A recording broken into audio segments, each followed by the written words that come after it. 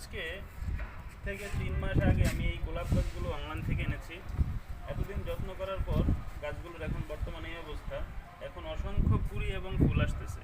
তো এই সময় গাছগুলোর প্রতি সবারই অনেক খেয়াল রাখা উচিত, যেহেতু অনেক বৃষ্টি হচ্ছে, এমনকি গাছের গোড়া বেশিরভাগ সময় ভিজে থাকে। তো গত 2 দিন যাবত আবার বৃষ্টি একটু কম, গাছের গোড়াগুলো একেবারেই শুকিয়ে আছে।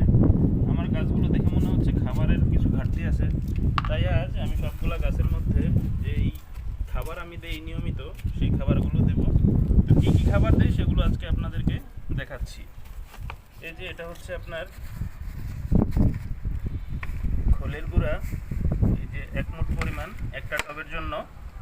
এই যে আমি আগে মাটি খুঁড়ে নিয়েছি, এখন এই যে চারপাশ থেকে এভাবে দিয়ে দেব।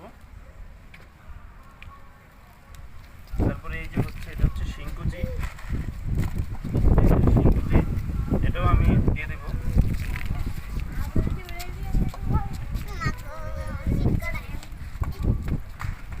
তারপরে এই যে হচ্ছে আপনার নিমখোল। এই নিমখোলটা গাছের জন্য অনেক উপকারী। যদি অনেক পোকামাকড় কোনো কীটপতঙ্গ থেকে থাকে, নিমখোলের কারণে সেগুলো দূর হয়ে যাবে। তারপরে এই যে এখানে আছে আপনার হাড়ের গুঁড়া। এগুলো হচ্ছে গাছের একেবারেই প্রয়োজনীয় খাদ্য।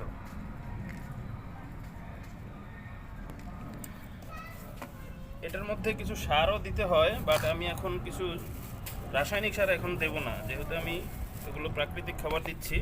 রাসায়নিক সার আজকে দেব না। সাথে কিছু আপনার আমার পচানো গোবর সার, এই যে বস্তায় করে রেখেছিলাম, এগুলো এখন একটা টবের জন্য আমি 1 থেকে 2 মুঠ পরিমাণ দিয়ে দেব। এই দেখছেন ঝুরঝুরে, এরকম ঝুরঝুরে গোবর সার দিতে হয়।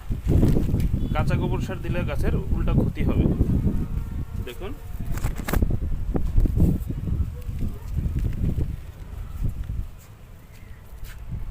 দেওয়ার পর আমি একটু মাটিগুলো সেট করে দিচ্ছি গাছের গোড়ায়।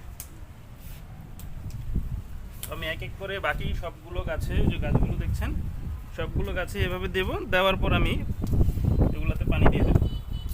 একটা আমার মোটামুটি সব কিছু দেওয়া কমপ্লিট। যেটা রেখে দিলাম, পরে পানি দিব। এখন এই যে আরেকটা, এটা হচ্ছে আমার সোলারিয়া ভ্যারিয়েন্টের একটা গোলাপ। দেখছেন গাছটা কত হেলদি এবং এখনো অনেক ফুল ফুটে আছে।